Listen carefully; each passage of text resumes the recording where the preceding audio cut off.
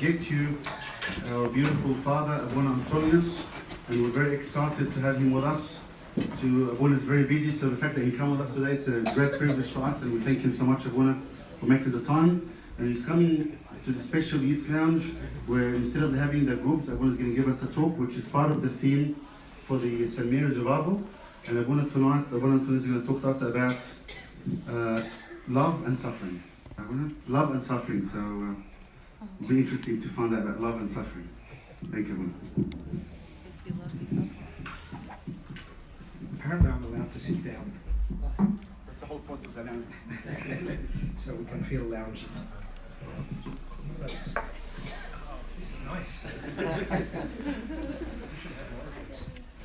So, yeah, this is great. So, thank you very much, Abunas, for inviting me and allowing me to have the blessing of St. Mary's fast. It's always a pleasure to come to St. Mary's Church during then. It's lovely to see lots of familiar faces and also faces I've probably seen you before, but I've just never noticed. So, we're going to talk about this interesting mix of love and suffering, which it is interesting to put those two things together, isn't it? With and in between them. What's the connection between them? What I'll do, I'll talk for a bit, and feel free to interrupt me anytime you like. Abuna tells me this is more of a discussion kind of format here. If you don't interrupt me, I'll just keep talking, and that's going to be a bit boring. Anyway, if I just keep talking and finish things to say, then we can just see if you guys want to say anything or ask anything. Anyway, let's just wing it, shall we? See what happens. So, love and suffering. Let's begin with love and think about what love means. What do we mean when we speak of love in the Christian sense, of course? That's what we're talking about here. We're not talking about other senses. We're talking about the sense of love in sentences like, for God so loved the world,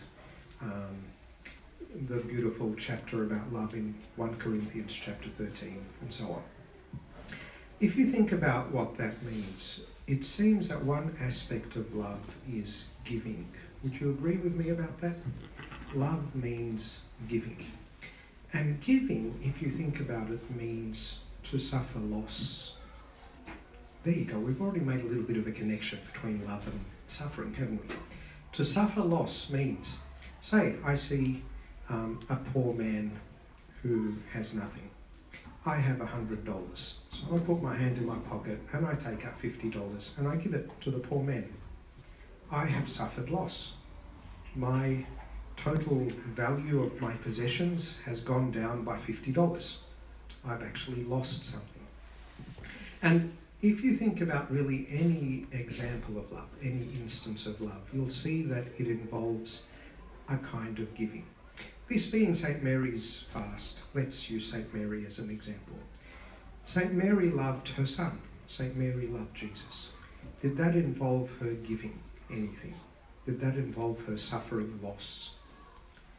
And I think we'll say yes, we agree. What are some of the kinds of things that she did? Well, the clearest example, I think, is looking at St. Mary standing at the foot of the cross, suffering the loss of her son altogether, losing him on the cross, having him die before her eyes. And it's not just that she lost him and, you know, he was not going to be alive in her life anymore. She also suffered the loss of her happiness. She was sad. She wept. She groaned inside, because love means being connected to the beloved. And being connected to the beloved means what they suffer, you suffer. It's no longer something isolated from you, but now you are capable not only of suffering yourself, but suffering also with others. You multiply the suffering that you are liable to. If you are just selfish, if you just live in a little world of your own, other people suffer around you, does it bother you? Does it affect you? Does it touch you in any way? Does it make you suffer any loss? No, because you're isolated. You don't care about them, so who cares? But if you're connected with other people, if you open up the doors of your heart and let them in, now they mean something to you. Now they are as important to you as you are yourself. It's no accident that when God asks us to love, He asks us to love your neighbour as you love yourself. Loving means allowing yourself to feel for another person what you feel for yourself. If you love the whole world, you're multiplying your liability to suffering by 7 billion, a little tiny factor of 7 billion, right? If you love everybody in the world, then that's what you're doing, because, well, thankfully, out of the mercy of God, we don't know what everybody else is going through. I think that's the kindness of God, because if we did, I think, well, I don't know, we'd be constantly suffering, wouldn't we? Because there is so much suffering out there in the world.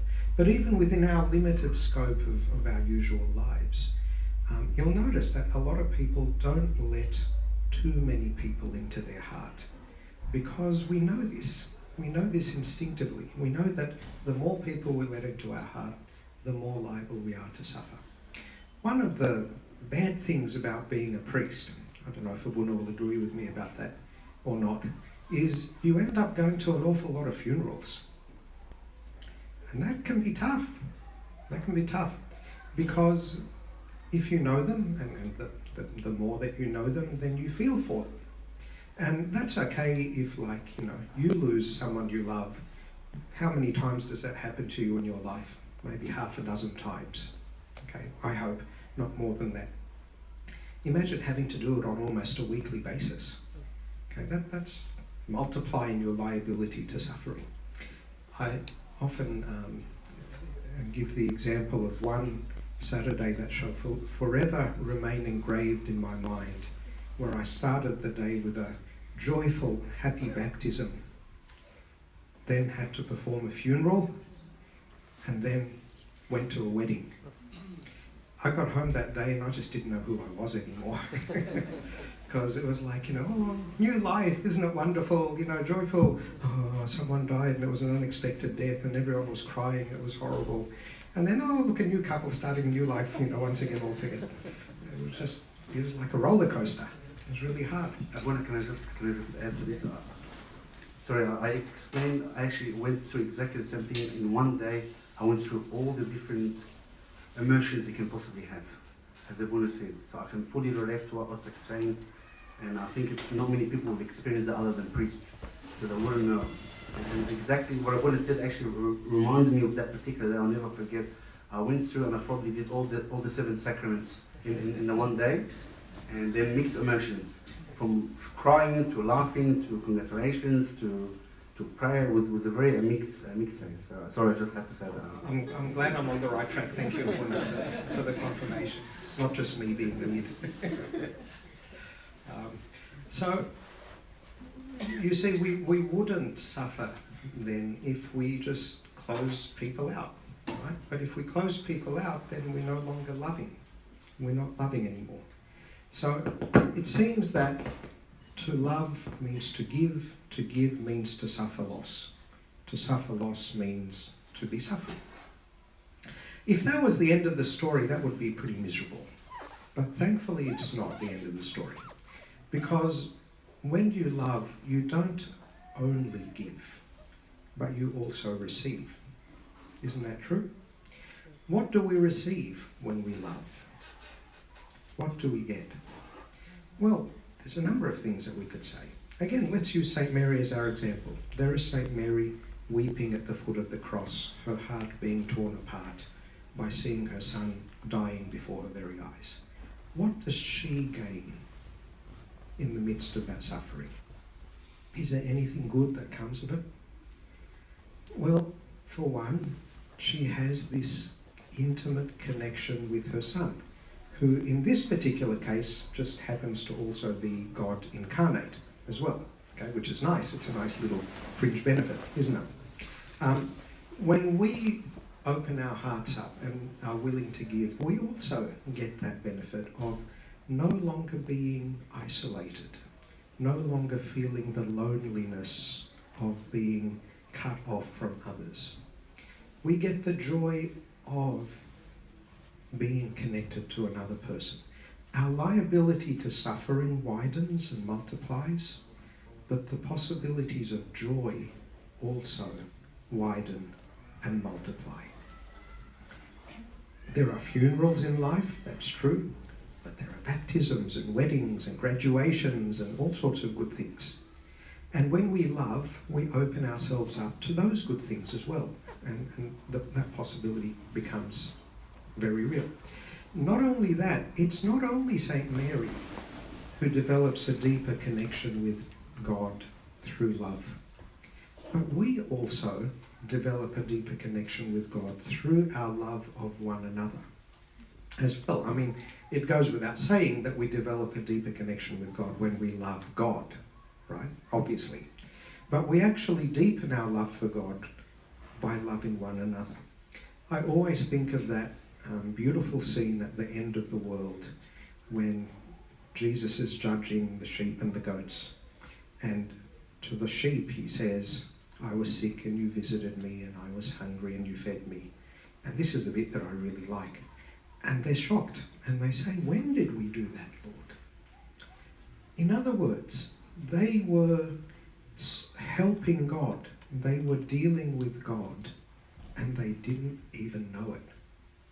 And that's what happens to us every time that we love one another. And by one another, by the way, I don't just mean the people in this room or the people in this parish or even the people who are Christians. I mean every person in the world. When we love another human being in whatever way, we are touching God. We are in fact doing more than that. We are becoming like God because God is love. God is love. In giving to us, he teaches us to give both to him and to others. And when we do that, we become like God. The nature of God becomes our nature. And that's what St. Paul says, that we are partakers of the divine nature. In acts of love, we are becoming divine in our own nature. Not divine, of course, as in, I am now the creator of the world. No, okay, there's only one creator of the world, that's God. But in the sense that God is love, I am becoming love. That is becoming who I am, what I am. I am love.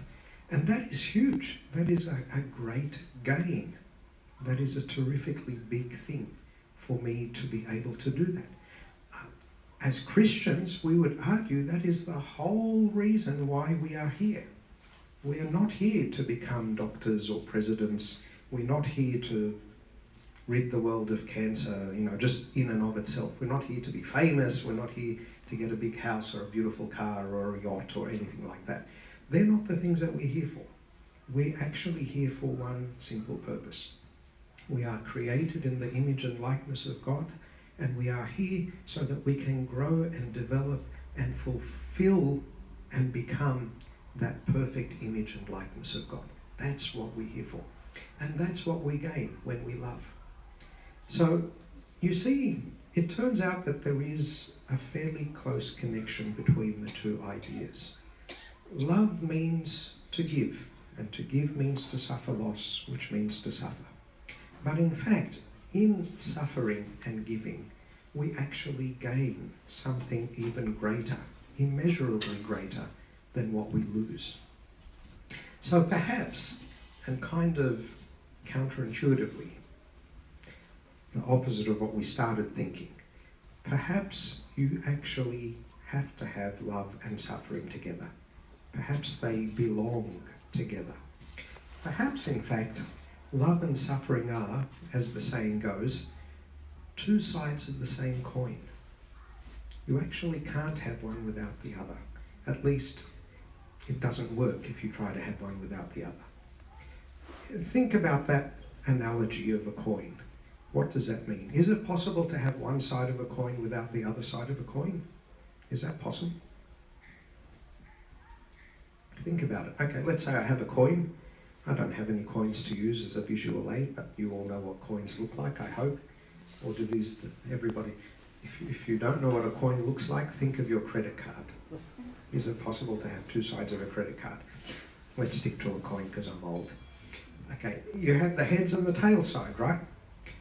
Okay, if I scratch away the tail side so that it's nice and smooth, I still have another side. It doesn't have tails on it anymore, but it's still another side. If I cover up the tail with lots of sticky tape or masking tape or putty or something, there's still another side, okay? It looks different, but it's still another side. Coins have to have two sides. That's just what they are. Otherwise, well, I can't imagine how they can't, right? And love and suffering are like two sides of the coin. If you think about it, you can't really love without suffering. And you can't really suffer without love. Well, I say that, but the devil tries his darndest to separate them. And it is actually in the act of separating them that sin comes to be.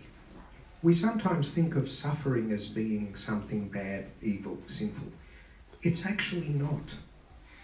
But it's when you separate it from love that suffering becomes something evil.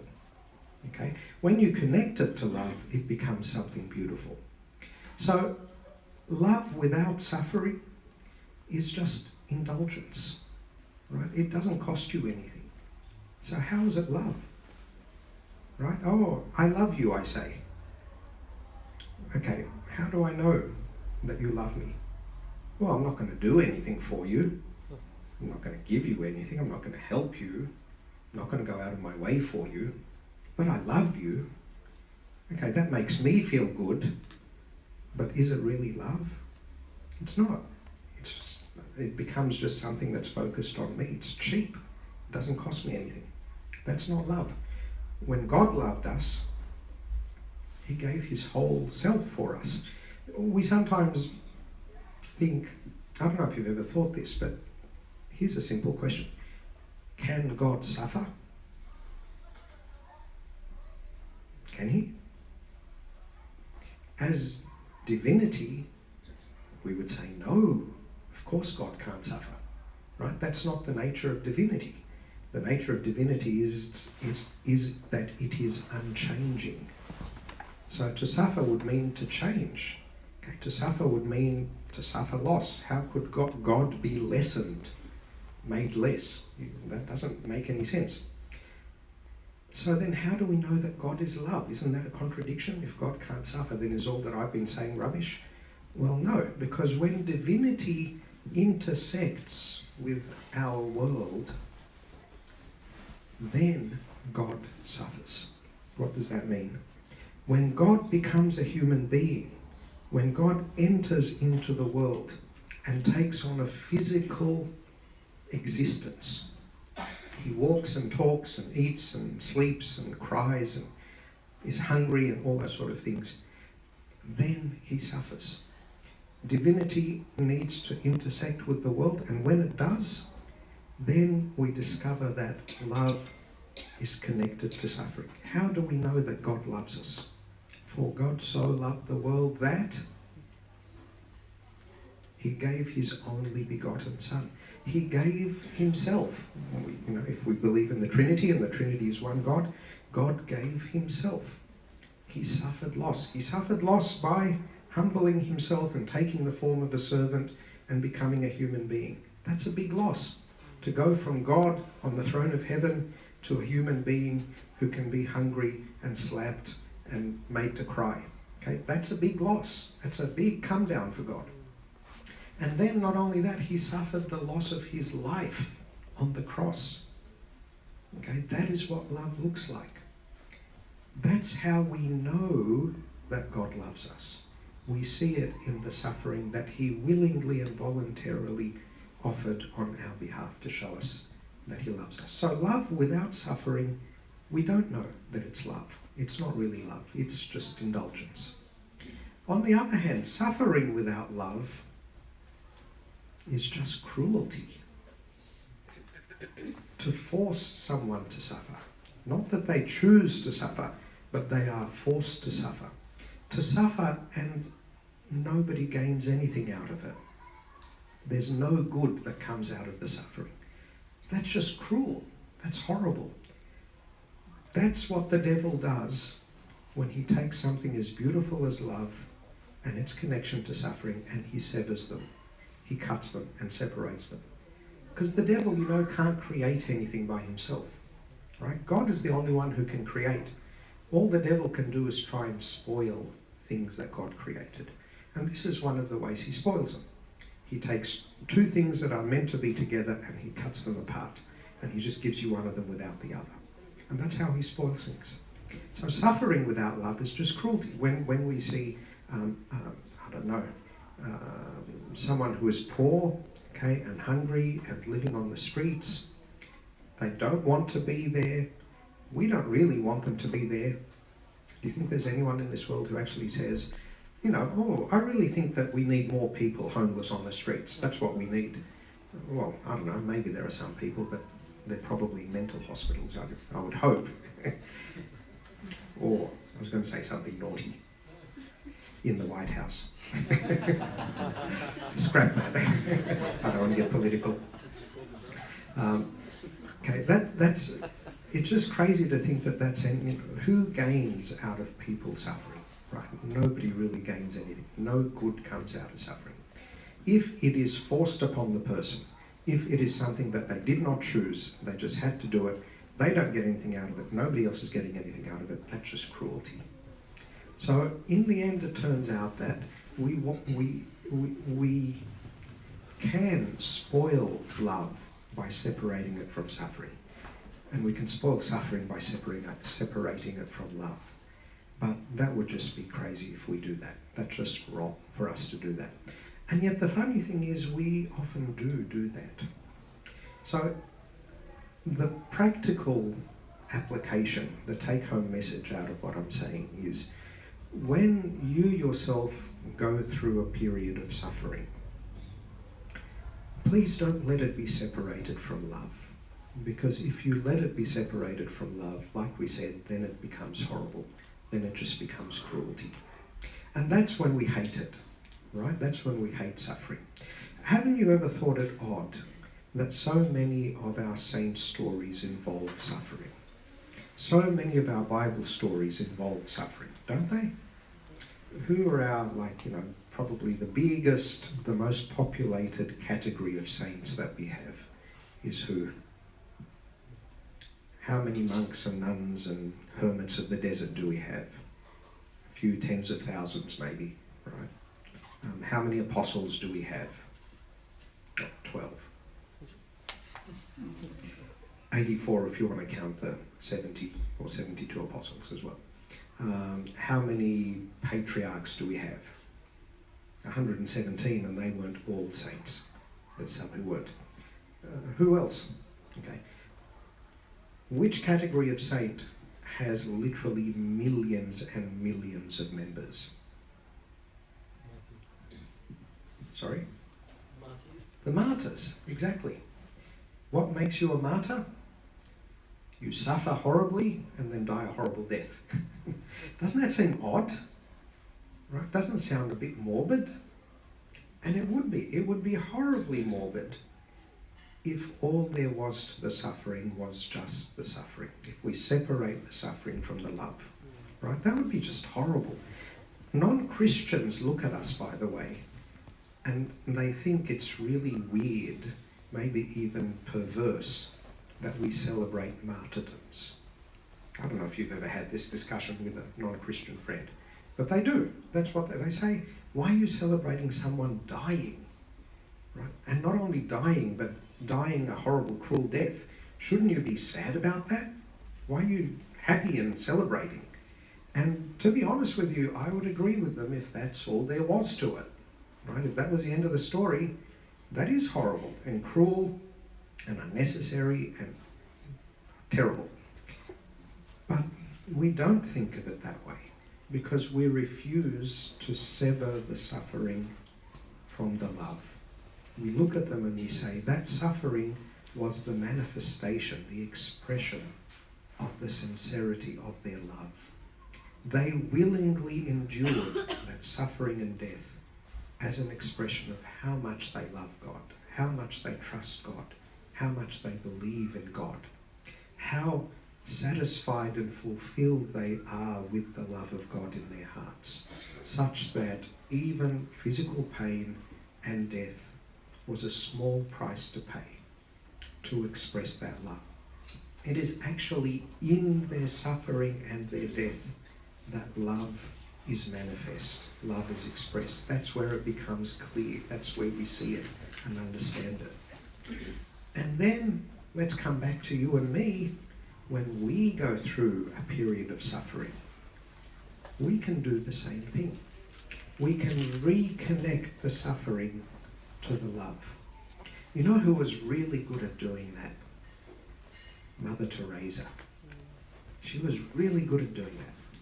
She would go around to sick people in wealthy countries like Australia, right? She'd be on a trip, she'd visit someone in hospital, say, God forbid, someone with cancer or something like that. A wealthy, affluent person lying there in a beautiful, clean, sparkling hospital room with nurses, coming in at their beck and call and all that stuff. But suffering in their sickness. And she would say to them, please, let your suffering mean something. Offer your suffering to God as a prayer on behalf of the poor people in India who have no choice also in their suffering. Let your suffering do something good for somebody else. Let it motivate you to think of those even less fortunate than you, right? You think you're not fortunate at the moment because you're sick, but look, you've got a hospital, you've got doctors, you've got food and water, okay? People in India don't have that. Lots of people don't have that. So let your suffering be the cause of your coming out of yourself and thinking of other people and praying for them. Turn your suffering into love, right? It should be there. It should be the other side of the coin. But we forget it. We get self-engrossed. We just think of ourselves. And by doing that, we separate love from suffering. And that the way to heal that, the way to overcome that, is to reconnect them again, to bring them back together again. Because that's the only way they work. That's the only way, that is the way that it was meant to be. What do you suffer from? Illness, exam failures, loss of jobs, flat tires. I don't know, what do you suffer from? Friendship breakups, someone thinking or telling you, cursing you or saying bad things about you. Okay, if you separate that suffering from love, all it is meaningless cruelty. And that's horrible. I agree with you. That's a horrible thing to endure. Don't endure it. Instead, reconnect it to love and turn it into something beautiful. Turn it into an opportunity to pray for your enemies. As Christ asked us to, as he showed us on the cross when he prayed for those who were crucifying him. When you do that, the beautiful thing is this: you change, you win, you gain, you make a profit, if you want to put it in cold, hard economic terms. Right? Yeah, you lose something, you suffer loss, but you gain the nature of God. You get to be a partaker of the divine nature of love. And what could be more beautiful than that? That's where I'm going to stop. So, you didn't stop me along the way. I hope that means that you are storing up some good comments and discussion points. I've got the microphone here for questions. Thank you. 1 minute for question time.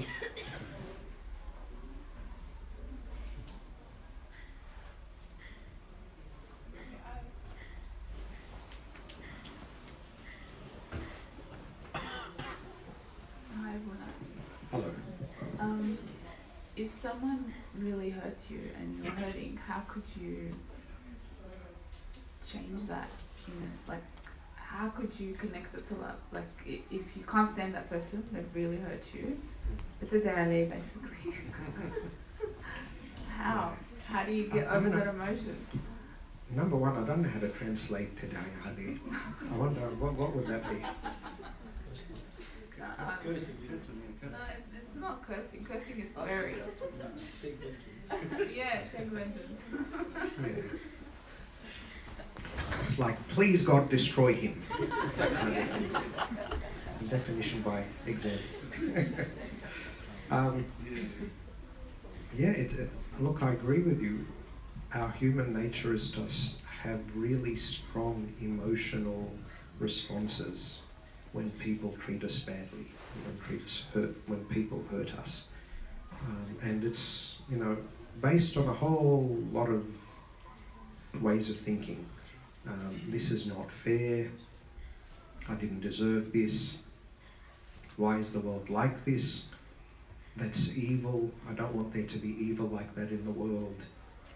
And then there's like the ego as well, let's be really honest. I deserve better than this. I've been good. Why is God letting this happen to me? Those kinds of things. But I think the point that I'm trying to make is think about what effect that has on me when I have that reaction. So I don't blame anyone for having that reaction because, like I said, it's like breathing, right? It's part of being a living human being. But the question is, and I think this is where Christianity kind of takes us beyond our human nature. What kind of person is that making me? That's the really important question. Leave aside for the moment the horrible person who hurt me. I'm going to assume, for the sake of argument, that they are the devil incarnate. Okay? They are bad. They deserve to be cast into the smoking fires of hell forever and ever. Okay? Just for the sake of argument, let's assume that that's the case. We're not going to argue about that. Okay? But that's not the question, because the real question is, when I get angry with them, what's it doing to me? And the answer is not pretty. Okay? It's making me ugly. It's making my soul ugly. It's diminishing the love in my soul because I'm being focused on me and my needs and my pride and my dignity and my rights, my. And in fact, that's what I want to say, my. Okay, that's making me horrible. So I think that's how,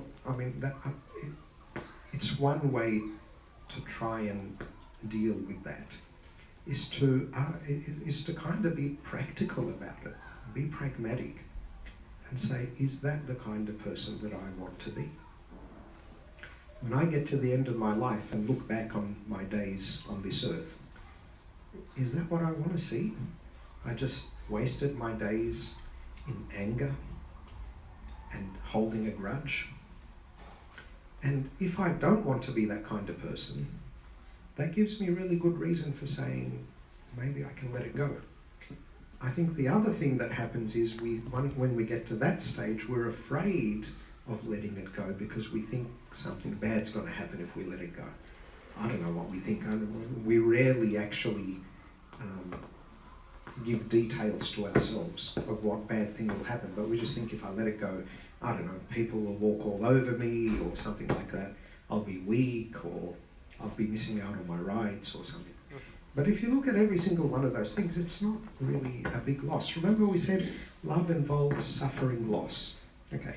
Again, I'm not going to debate with you that you are going to suffer loss. You are going to suffer loss when you let go of your anger in some way. But the thing is, what you lose is much less valuable than what you're going to gain.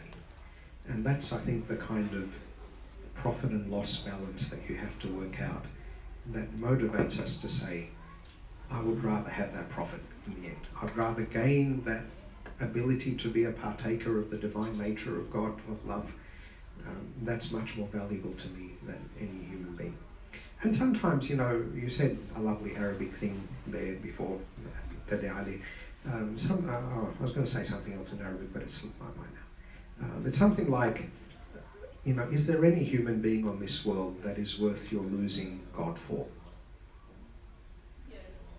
If we love God, really, is there anyone at all, who's really that important that I would lose my love for God because of them? But that's what I'm doing. If I'm holding on to my anger, if I'm holding on to a grudge, okay, you know, if you bring your offering to the altar and you remember that your brother has something against you, leave your offering at the altar. Go and reconcile with your brother, then come and offer. Okay? God doesn't want you to offer at the altar if you're holding a grudge with someone, you know, you're upset with someone, whatever.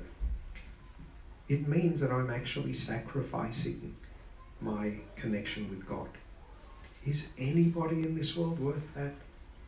Yeah, but it's different spiritual levels. Like, saints can easily turn around and forgive those who were torturing them and hurting them. Yeah. But we're not all at that level, and obviously Yeah. it's a struggle to get there.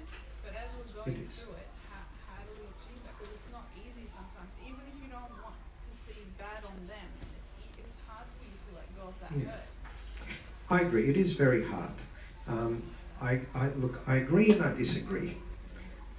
I agree that we're all still very imperfect and we're still working towards that. But the thing I disagree about, and I know you didn't say this now, but sometimes people say to me, you know, don't ask that of me because I'm not Jesus.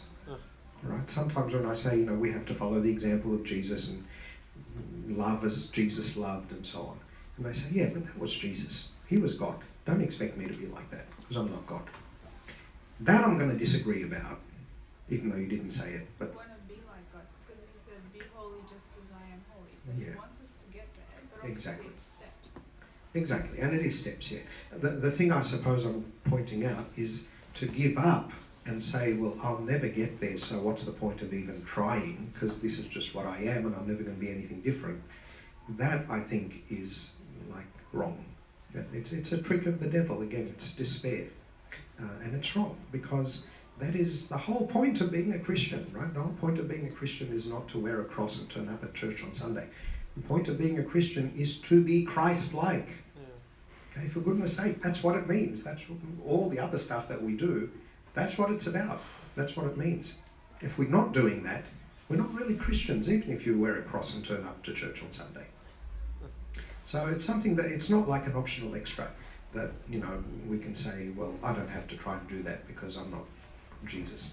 We have to try and do that. But I agree with you in that it is hard and it's a slow process and we need to struggle and we have our ups and downs and we need our friends and we need our confession fathers and we need our community to help us and to encourage us, and we help the others and encourage them. We need to try and learn from the example of others and set a good example for others. And we need the grace of God, I suppose, most of all. What I definitely agree with you about is that we can't do it just alone with our own will and our own effort. That we're not capable of. But thankfully, God is more than happy to help us and more than happy to give us that grace that we need to be able to do it.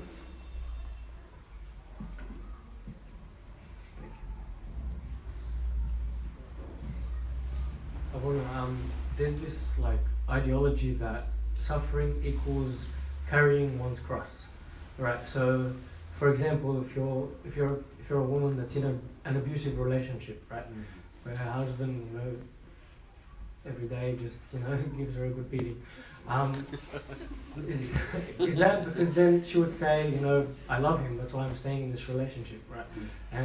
But she's, you know, she's suffering. It's obvious. It's a clear, you know, type of suffering. Is there then a line where you choose? Is there like, where do you draw the line between like, how do I put this, like I still want to keep this correlation between love and suffering, but at the same time it's a suffering that's affecting me, but I'm still trying to I'm still trying to like manifest that love to my husband and trying to, like, not me, but like in the example, you know. So I don't know. It's just how does that tie in with what we're saying? It's a very good question. I'm not sure if a good beating is a valid phrase, actually. Sounds to me like a contradiction in terms, but anyway. It's a very good question, okay? I think it's a really good illustration of how the devil can take a good thing and twist it into a bad thing.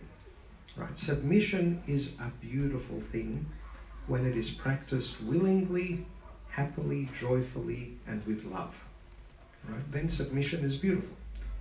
That's why, St. Paul tells us that we are to submit to one another. An abusive husband divorces the suffering from the love by divorcing the submission from the love. Okay, it's no longer now a willing, voluntary thing. It's I'm going to force you. Okay, well, what is domestic violence? It's a kind of a power thing. It's a power trip. That's really what it's about, isn't it? I'm going to beat you because I can do this and you can't stop me. That's basically what it's about. So, from a Christian point of view, that is always an evil thing. Okay, we should be really, really clear about this. I don't know if you guys noticed, but there was this, about a month ago, there was this article on the ABC about domestic violence and Christian churches. I don't know if anyone see that. Just hands up if anyone managed to read it. Okay, one person. Any others? Oh, that's a pity. It's worth looking up. Some Christians got really upset when they read that. One of the things the article said is that sometimes Christian churches kind of cover up and enable domestic violence by saying to them exactly the kind of thing that you said. This is your cross, you just have to bear it. To the wife, I mean. They say, this is your cross, you just have to bear it, and so on. That is not okay. That is just wrong. That is a complete misunderstanding of Christianity. What the church should be saying is to the wife, okay, you just stand over here for a minute, and then to the husband, stop it. Okay, this is not on. You are committing a sin. If you continue in committing a sin, and this is an unrepented sin, you know what your end is going to be. Okay, if you don't stop it, then there will be consequences, here and forever. That is what we should be saying, right? That is the Christian message. We don't leave sin, we don't sort of allow sin to happen by telling the wife, oh, you should just carry your cross. Okay.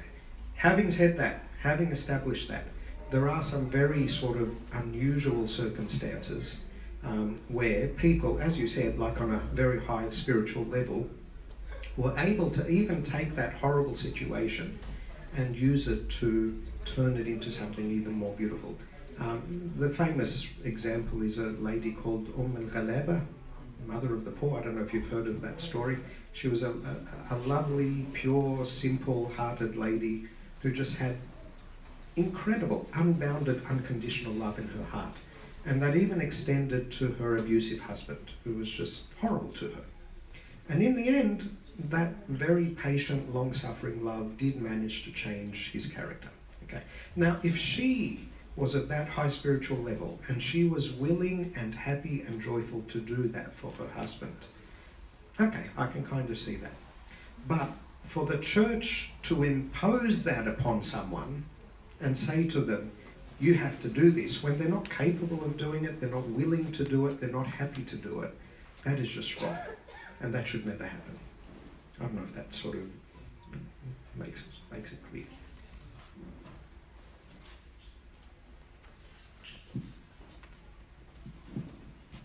Question.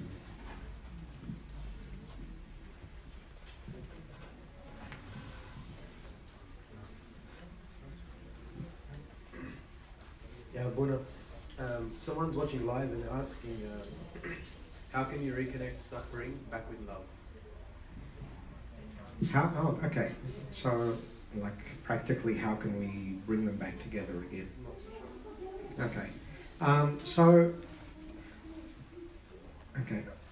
we said that, I mean, there are two ways to do it. One is to remove suffering from love, and one is to remove love from suffering. So I think the way to bring them back together again is to work out which one of those has happened and try and reverse the process. So, to be more concrete. To remove suffering from love means to isolate yourself from other people, for example. That's one way to do it, right? You can't hurt me because you're no longer in my life. You don't mean anything to me anymore. I'm just going to keep you at arm's length, and that way you can't hurt me. Okay, how do I reverse that? I try and slowly, step by step, little by little, reverse that. Let people mean something to me, little by little, more by more. How? I don't know, here's a really stupid example. I walk to work every day through the streets of Redfern, and there's this homeless Aboriginal person. I'm just making this up. Okay, there's this homeless Aboriginal person who sits on the pavement and looks like he's, sick and poor, and, sits there with his hand out and stuff like that. Okay, opening up, letting them mean something to me would mean something. It would look something like this. I might catch an earlier train on purpose so that I can have an extra 10 or 15 minutes to actually just stop and have a chat with this guy on my way to work. And just ask him how he is, how's your day, are you hungry, can I share my lunch with you, stuff like that. Or even, I don't know, just what do you think of politics, what do you think of sport, where were you born, where did you come from, did you have a job at some time, did you have a family, do you miss them, just connect, simple human things. When I'm doing that, what I'm doing is I'm opening myself up to suffering, right? Because that person may knock me back. They may tell me really heart-wrenching stories that will make me cry for the rest of the day. Who knows what will happen? I don't know what's going to happen. But I'm opening myself up to that possibility. We have limits, and we have to be sensible about it. Okay, like that day of, the ups and downs. Okay, I wouldn't want to have too many of those days. I don't think I would cope. I would end up in a mental hospital, I think, in the end. So there are limits, and we have to be sensible about it. But I think it's worth just sensibly, little by little, allowing myself to go outside of my comfort zone and to allow myself into the life of another person and let them into my life to a greater extent than before. That would be a way of reconnecting love with suffering. And I think we spoke earlier, I won't belabor the point, but the idea of bringing love back into suffering is to remember that suffering is there for a purpose, it's there for a reason, and to use it as an opportunity to practice love and to express love, like Mother Teresa telling the sick person in the hospital to pray for people in India, using, having been cursed and abused as an opportunity to forgive and to practice that kind of unconditional Christ-like love, forcing myself to do it. Saying the words to myself, even if they're not coming from my heart, but saying them with the intent that I want to push them into my heart. I want to make them come from my heart. Thinking about reasons why I should forgive that person and love them. Maybe they had a bad day, maybe they had a bad upbringing, maybe they were abused as a child. I don't know, who knows, maybe they're going through emotional issues, psychological issues, social issues, who knows what's going on in their life. Finding ways to take from the suffering the opportunity to practice love, to discover what love really means. And that is when we really discover what love means. If you love those who love you, what benefit is that to you? Everybody does that. But it's when you love your enemy, it's when you love the unlovable, that's when you really just start to taste what love really means. So I don't know if that answers the question. I should ask them, is that where they are? I hope that answers the question. Any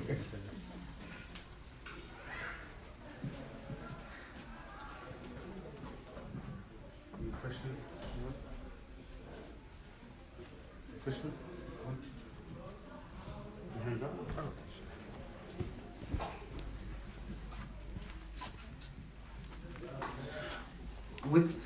With suffering and love, is there like is it like a balance to it? Do you like as much as you suffer, you love, or is it more suffering for a little bit of love? Like, is there any correlation to it? Oh, that's a really good question. I haven't really thought about that before. So what you're asking is like, are they proportional, to put it in mathematical terms? If love increases, does suffering increase? If suffering increases, does love increase? I think if they're, I'm just making this up by the way, so don't take it too seriously. I think that if they are tightly connected, as we've been saying, then they probably are proportional. I think that the more you love, the more liable you are to suffering. Because like we said, it's opening yourself up and multiplying the possibilities of suffering and so on. And if you're suffering, then the more you suffer, the more you find yourself loving. And that's one of the best ways to defeat evil in this world, I always think. Because imagine if that's the case, if you've tightly coupled love to suffering, then every time bad things happen to you and you suffer more, the net result is you love more, right? I think that's what the devil hates then. And then sometimes he just leaves you alone because he realizes all he's doing is making you love more by afflicting you.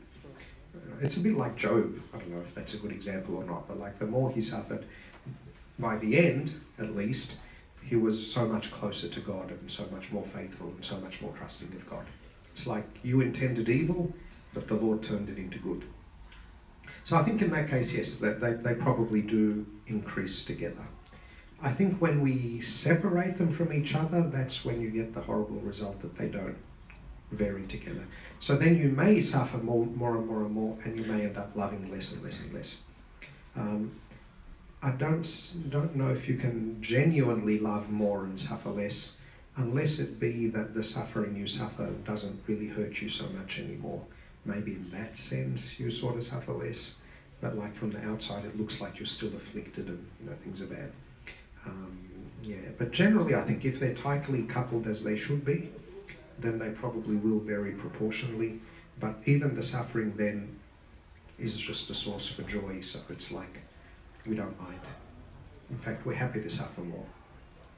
Parents sometimes say that, don't they? Parents often say, I'm happy to suffer for my child. Mothers giving birth, they won't say it at the time they're giving birth. I don't think. I've never seen a mother who sort of says, ouch, that really hurt. Yay, I'm so happy that it hurt. Okay. Not really at the moment. But afterwards, like the Bible says, the pain of it is very quickly forgotten. And if you ask the mother, would you do it all again? They say, yes, and in fact I will, because number 2 is on the way, and stuff like that.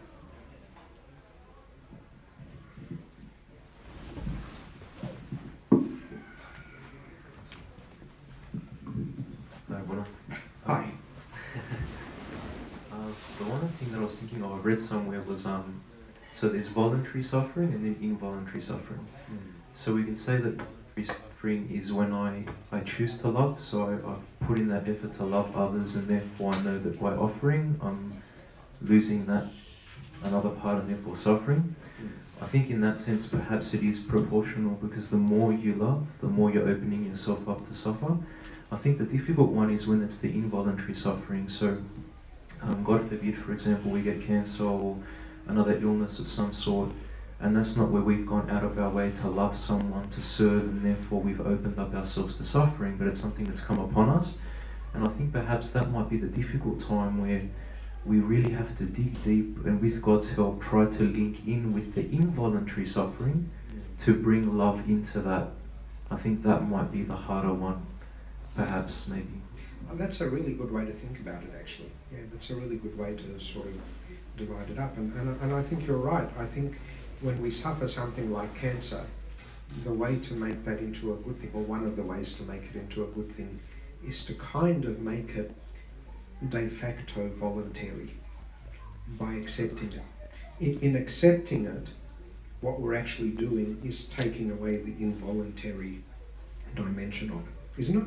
Because like involuntary means, I don't want this to happen, I don't want this to happen, I don't want this to happen. Why is it happening to me? When I accept it and I say, okay, this is what you brought me, God, I'm going to look and see what good I can make out of it. Now it's no longer involuntary because I've accepted it. And you're right, and I think that's when love, that opens the door to love being reconnected with the suffering again and turns it into something beautiful in the end. It's a beautiful. So does that mean, Abuna, that the suffering that applies, the same connection between love and suffering applies to suffering that I bring upon myself as a result of my own action, or only the suffering that comes to me out of out of my hand, out of my control. Yeah, and I think it probably applies whatever the cause was. So if I've done something wrong and that's brought suffering upon me, one reaction I could have is to say, oh, I don't want this, you know, even though I know that I brought it upon myself, but I still sort of continue to resist it, and so on. The other possibility is to do what Evan was describing and just sort of say, okay, I kind of deserve this because I brought it upon myself, so I'm just going to have to accept that that I'm going to go through this suffering, and then move into that voluntary sort of approach to it, regardless of whether I was the cause or someone else was. In fact, I'll probably have more reason to accept it if I was the cause than I do if it was someone else. Can you ask that question? There's a question coming from live. We've got a question from someone watching it live. If the suffering is greater then, do we have a greater reward from heaven like Lazarus and the rich man? Oh, okay. So the question is, if the suffering is greater, does that mean the reward in heaven is greater? I think in probably yes is the answer, but in the sense that if the suffering is greater and attached closely to love, therefore if the suffering is greater, then the love is greater. If the love is greater, I think that's what I would call a greater reward in heaven. It's like you're more loving, you're more Christ-like, you're partaking in a deeper way of the divine nature of love. That's what I would call a greater reward in heaven, I suppose. So, yeah, probably the answer is yes. I think so.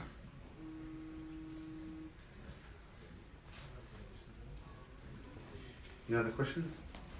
No one? Thank you so much, everyone, Antonis. Beautiful talk and very nice interaction with the youth and beautiful questions. I think it's when we first heard about this topic of women and the connection, love and suffering don't match. And thank you so much for clarifying this and explaining to us the connection between them. And I'm sure everyone benefits from that. So thank you, everyone, once again. And everyone is going to finish with us with a short prayer, and then after that we have the food for you guys to enjoy as per normal youth.